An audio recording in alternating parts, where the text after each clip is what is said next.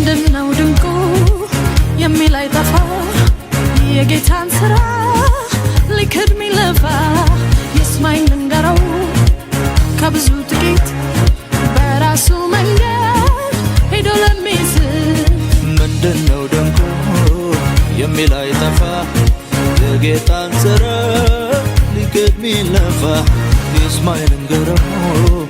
ከብዙ ጥቂት በራሱ መንገድ ሄዶ ለሚስት እውርነቴ ከዓይኔ ተነስቶ በመንገዴ ላይ ማዳኑ በርቶ